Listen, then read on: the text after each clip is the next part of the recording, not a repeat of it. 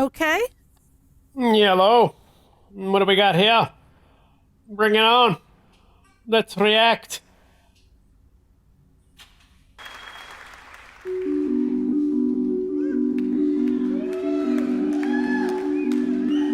Right. What do we have here?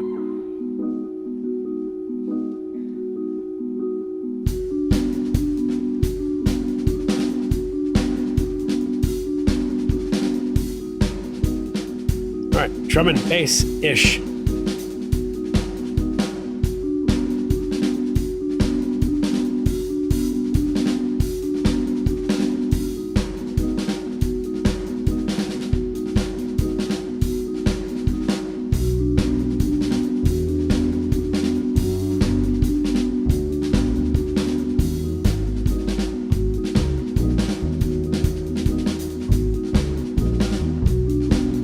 Ah, nice. Electric upright.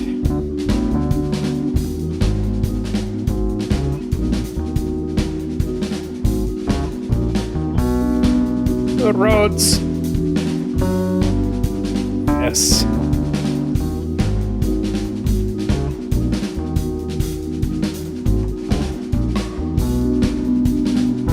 There's some modern contemporary jazz stuff here.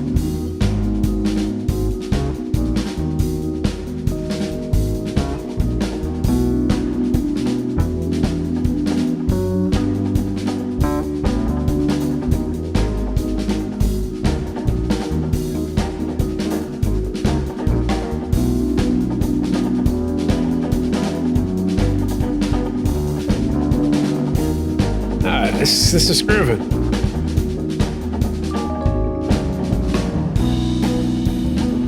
I'm afraid I don't have any idea who this is yet.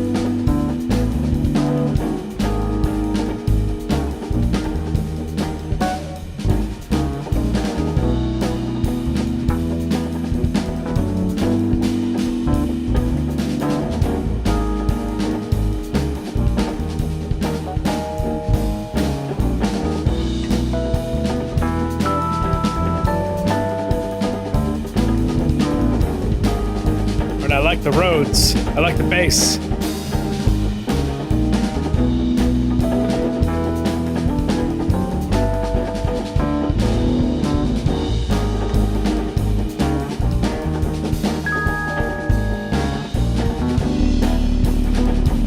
Whoa, subsonic.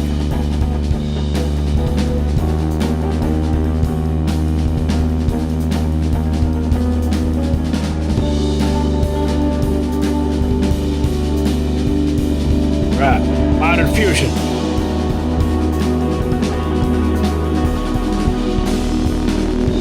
Who is this? Who is this next generation of jazz players?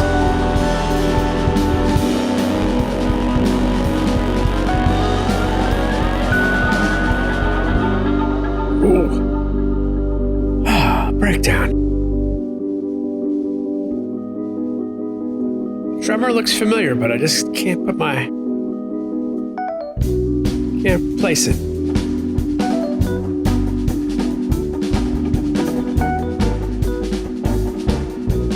All right, we either have two keyboard players or that guy's playing notes with his mind.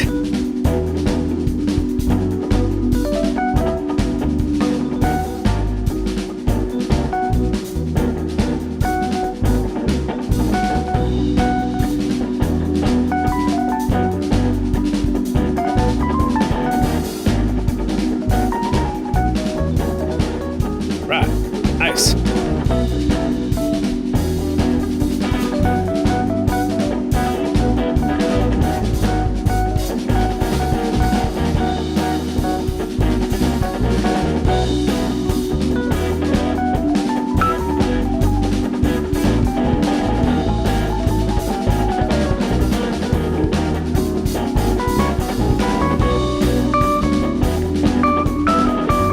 Right, excellent keyboard player.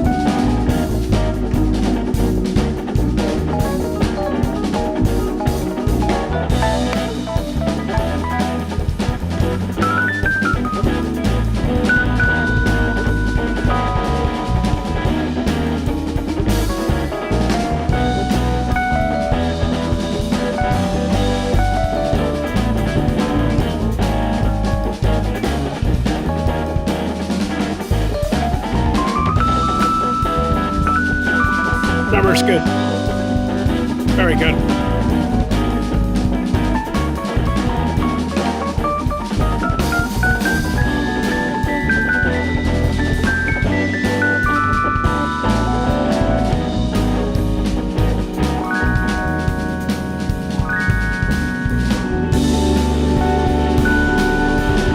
You don't often see a fusion guitar player using an SG.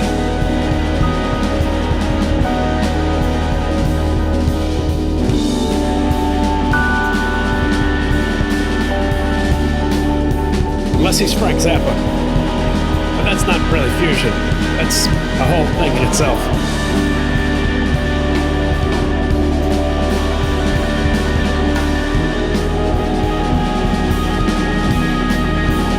Right, very spacey.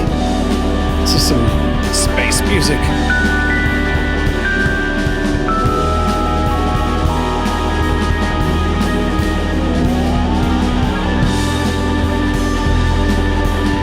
A little bit of a Herbie Hancock Headhunters vibe going on here.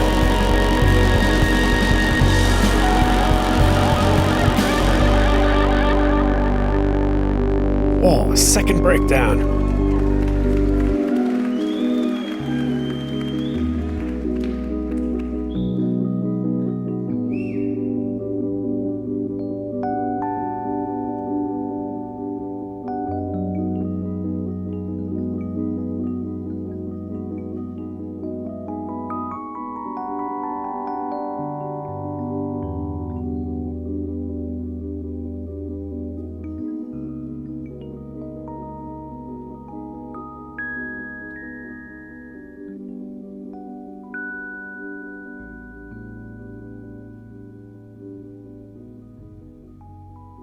Very nice. Nice live fade going on here. Yes. That's a big audience for that kind of music. Now, hold on a minute. Okay. Who is the band? What's going on there? The Cinematic Orchestra? Cinematic Orchestra? All right. Have you Where heard are they from? What? Huh? You heard? Have you heard of them, is what I said? I have not heard of them. First of all, I thought to myself they were British. Okay. And yes, they are British. A British new jazz and down-tempo music group. All right. That music was not a down-tempo. Broad label for electronic music. Well, that makes zero sense. That features an atmospheric sound and slower beats. That beat was not slow, baby. That was, if anything, that was up-tempo. Closely related to ambient music. Yes, it was ambient. A rhythmic style that may be played in relaxation clubs. I've never been to a relaxation club, but that sounds good. Kind of does. How much does it cost to get into a relaxation club? And do you get kicked out if you're not relaxed? What if you cause stress in a relaxation club? All right, Dave. Are you banned? Huh? I'm just pondering stuff. Okay, Who's the drummer? Okay. Cuts the chase. Let's see. T. Daniel Howard. Any relation to Dominic? None of these people are blue? Yay, that means they're happy. Drummer looked a little like Chad Wackerman. I don't think it was Chad Wackerman. It wasn't. It was not Chad Wackerman. He didn't sound anything like Chad Wackerman. Just looked a little bit like him. Who's the bass player? Who's the guitar player? Please hold. Luke Flowers. That is a good name. Let's look up Luke Flowers. Okay. That's Luke Flowers. That's Luke Flowers, baby. I'd know him anywhere. That's definitely him. Yes. He looked like he was wearing a shirt that you would wear. Yes. Contact Luke and tell him to sell me his shirt. Stuart McCullum on guitar. Uh-huh. McCallum? McCallum. Mm-hmm. A rare choice of a Gibson SG in a fusion context. Why is that a rare choice? Just Just don't see that very often. Well, here's the thing. Gibson SG is a very particular guitar. It's not very... You wouldn't describe it as a diverse guitar, meaning you can't get a lot of different sounds out of it. And mostly it's a blues guitar. Oh. You know, like a guy like Albert King or Angus Young. Didn't the guy from Electric Mary play an SG? Maybe. It's definitely a rock guitar. It's a rock blues guitar. Gotcha. Frank Zappa played an SG. All right. It's not something you associate with a jazz player, actually. Interesting. Jazz player you would associate, well, primarily a hollow body, you know, like an ES-335. Why is that? It's just got a nice big tone, and it's just traditionally what those kind of guys use, like, you know, like a big hollow body guitar like Wes Montgomery or Larry Carlton used the ES-335 for years. It's just a jazz guitar, but it can be a blues guitar too, and a rock guitar, but SG is like one of the least likely guitars you'd see a jazz musician using. Not saying it's bad, it's just not common. And after the ES-335, then I would think of like, well, surprisingly, jazz musicians nowadays use Telecasters, which they never did in the past, really. But now guys like John Scofield play Telecaster. Mike Stearns always played a Telecaster, or at least has for the past 40 years. Stratocaster, you'd hear a jazz musician use because you can get a lot of different sounds out of Strat, even though they are associated with what you would call the Strat sound. You can usually tell a Strat, but you can also make a Strat sound like something other than what it usually sounds like. Pretty diverse guitar. 335, very, very, very jazzy. SG, not diverse at all. But, you know, these kids today, all the rules are out the window. I mean, I don't know if they're kids. Well, compared to me, they're kids. Phil France. That's a good name. He was good. The bass player, very good. I like that. Electric upright. Keyboard players were great. There was 2 keyboard players. I assume the guy playing the Rhodes was the leader of the band. Oh, okay. But I could be wrong. What does it say about Jason Swinsko? He's the founder of the band. Swinsko. Their wiki page is informative, but it doesn't necessarily... It's not showing personnel and what they play and all that stuff, but I think you're... All right. Well, that was cool. That was like a good example of like a new approach to playing jazz music. Essentially, there was elements of jazz and improvisation, but like the beat, the drums were playing a whole nother modern approach. Very electronic drum and bass style drumming right there. Kind of post-1990 vibe.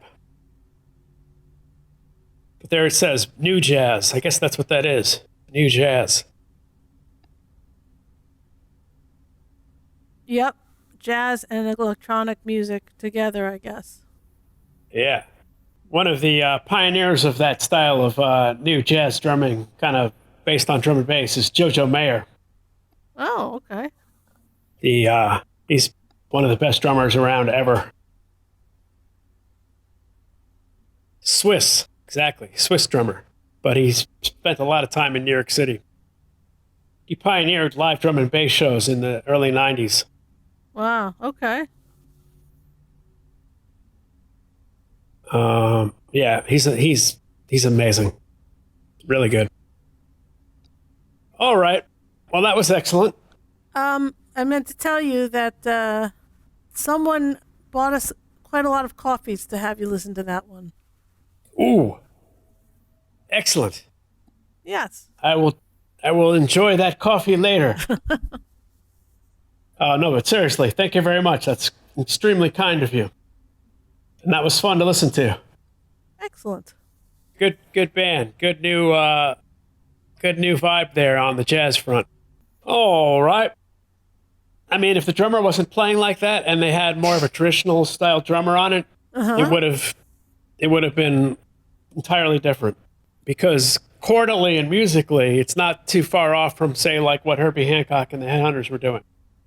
But Mike Clark with the Headhunters didn't play drums at all like that. That's not. That drumming is that right there is more based on drum and bass electronica than it is like, Tony Williams or Art Blakey or Elvin Jones. It has virtually almost nothing to do with that. So it's a whole nother line of thought in terms of the rhythmic stuff going on there. New jazz. Yeah, it's interesting because I guess up until, the 90s, jazz music was based on essentially on Tony Williams and Elvin Jones and, Elvin Jones, Tony Williams, Art Blakey, that kind of jazz, that kind of drumming. This new school stuff is not, it's not rooted in that at all. Guys like Chris Dave, it's a whole nother approach. It's cool. Things have to evolve, you know what I'm saying? Yep. People didn't like it when Miles Davis changed jazz. Some people don't like it when they hear this. I'm open to it. I say the more the merrier. Okay. All right. Thank you very much. That was excellent.